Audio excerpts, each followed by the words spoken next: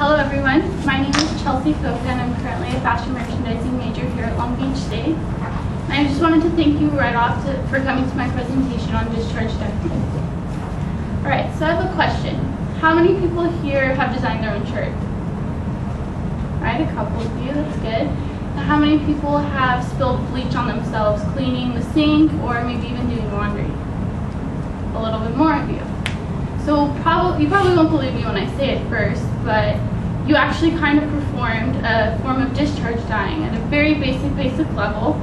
And today I'm going to talk to you about how you can alter your clothes using discharge dyeing. I'm going to define it for you, give you some other ways that you can do this at home, and I'm actually going to demonstrate it for you.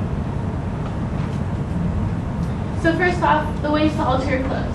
The first one we have here is tie-dyeing. I'm pretty sure at some point in your life you've done this. I know it was very popular in the 70s, maybe some of you were around for that, I'm not sure. But what tie-dyeing is, it's tying off pieces of a fabric before you dye it so that the dye doesn't absorb. You can see that they probably twisted it from a center spot, tied it off at a couple different levels, and when it was dyed, it came out with ink missing from certain areas. The second one I want to talk about is bedazzling. I know a lot of people think that this might be a little bit not appropriate or maybe a little bit tacky even, but it's very popular with kids' clothing. Kids love to bedazzle everything, I'm sure you've seen. And a lot of people like to do this themselves at home to kind of create their own look that they can't find in stores. The one I'm going to focus the most on today is discharge dyeing. And the definition of discharge dyeing is to remove color from fabrics or clothing with the use of bleach. And we all know Clorox. It's the most popular thing. You can find it in any grocery store, even some 99-cent stores and things like that. And it doesn't cost very much, which is great. It costs about maybe $2 a bottle.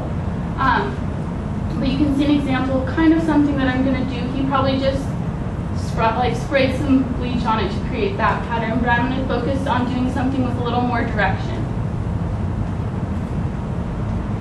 So with bleach, you have to understand it is a chemical. It's very dangerous if you're not using it very correctly. I know a lot of people kind of just throw it around when they do their wash. You dump a cup in, but you actually should be taking a lot of measures when you use bleach. You should be wearing gloves if you're going to be around it for a long period of time. You should also be very careful not to get it on yourself unless that's what you're going for. Now, if you go onto blogs and a lot of things online, you're going to see that you can use white vinegar to stop the effects of bleach. That's very, very wrong. Vinegar is actually an acid.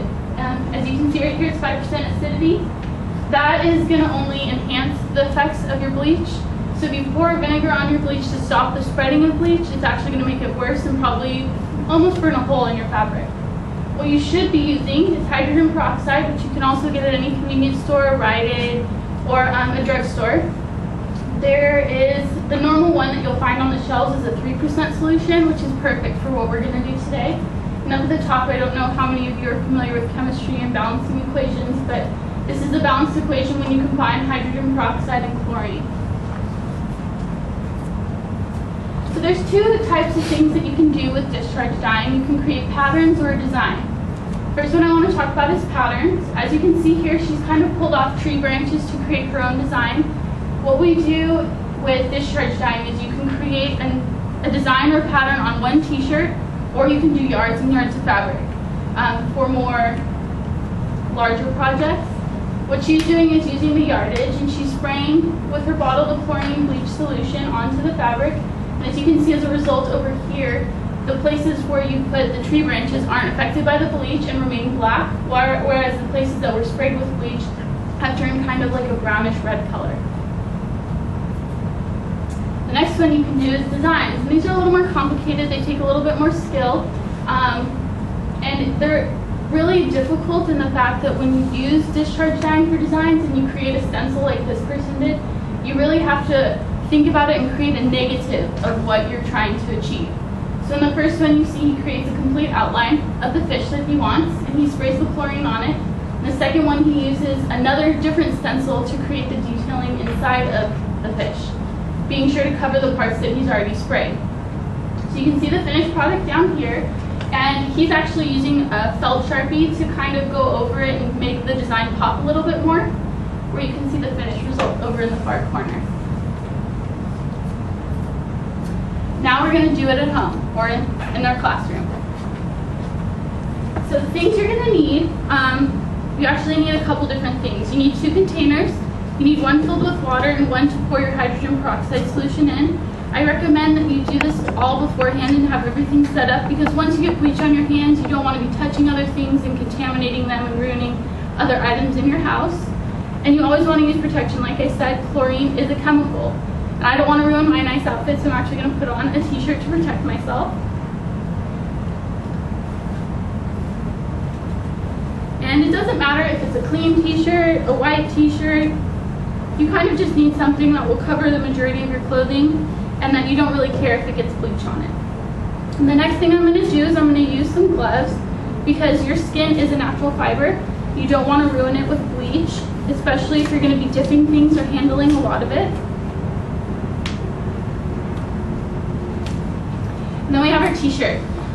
Solid colors work best. They don't necessarily have to be black. They can be darker shades of blue, they can be darker shades of green. But I chose black because it's a little bit more fun. You don't know how your result is going to turn out. I know a lot of you might not be familiar with how clothes are dyed originally, but black, it's just a combination of colors. Just like you did in preschool when you combined every color and you stirred it, it turned out to be that really gross brown looking color. It's kind of the same thing they do with clothing. When you dye it, they put a bunch of different colors in to achieve the black color. So when you spray chlorine on it, like you saw in the different pictures, one turned out brown, one turned out more of a green color. So when you use your t-shirt, you want to kind of just be prepared for anything. Unless you've used that same exact brand, same exact color, you probably won't know exactly how your results will turn out. Also, it's very, very important that you use natural fibers when you're doing this. Unnatural fibers, synthetic fibers like polyester and things like that, they won't absorb the bleach very well. It'll kind of cool on the top.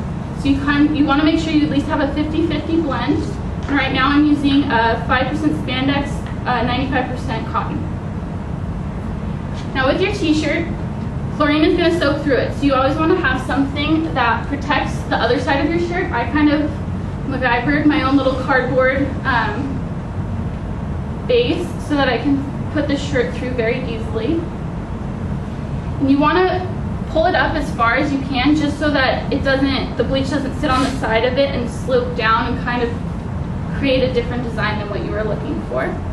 And for today, I'm actually going to use wood pieces for my design. I'm not going to use a stencil, I'm not going to use tree branches or anything like that. I think puzzle pieces are really good because a lot of them are wood.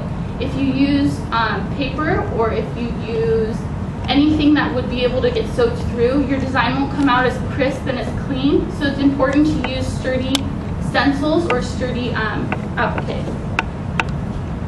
So I'm just kind of going to place everything wherever I want.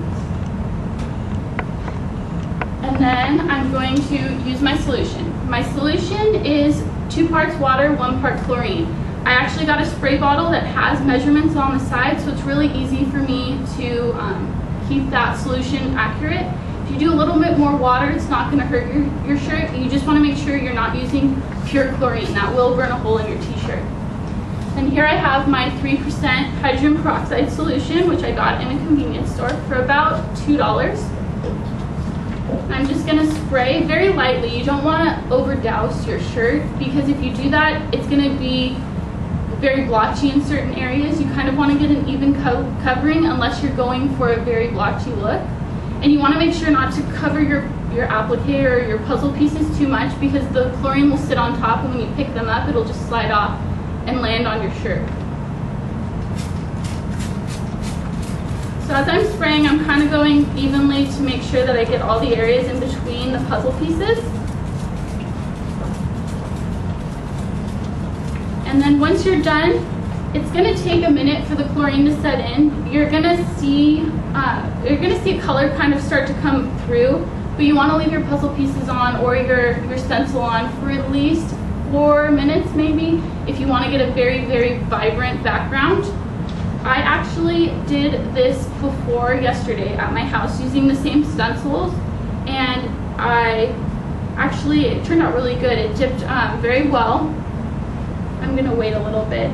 Also, it's very important that you work in a well-ventilated area. You shouldn't be working indoors with windows closed, because chlorine fumes in the bleach will harm your respiratory system. You want to make sure that you have at least windows open like I do over here. And as you can see, I'm not sure if you can see it in the mirror up there, but we're starting to see a color come through up here at the top as it's fading through. After you're done with your puzzle pieces, because this might take a little bit, you're going to dip it in. We're actually going to pour your hydrogen peroxide solution onto it. With the hydrogen peroxide, I'm sure a lot of you have had it with injuries when you were little. Mom poured it on and it would fizz a little bit and kind of get you a little bit scared. With this, it's going to have that same reaction. It's going to fizz, it's going to bubble, but that actually just means it's working. It's not going to damage your shirt at all. It's neutralizing the acidity in the bleach. I'm actually going to take the puzzle pieces off. A personal preference that I usually use is I wipe off whatever's on top of my fabric before I move it, just to make sure that nothing kind of globs over.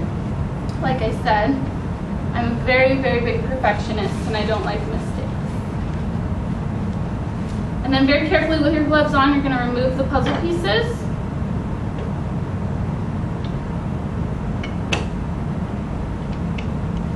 I'm going to hold this up for you so you can see how it turned out. Once you're done, you can remove your shirt. And I'm going to put it in my container. And I'm going to pour hydrogen peroxide on it. Actually, I'm going to do it this way. And I don't know if you can hear it fizzing, but it is definitely fizzing. Depending on how much bleach you actually put on your shirt, you can leave it in here for up to 10 minutes.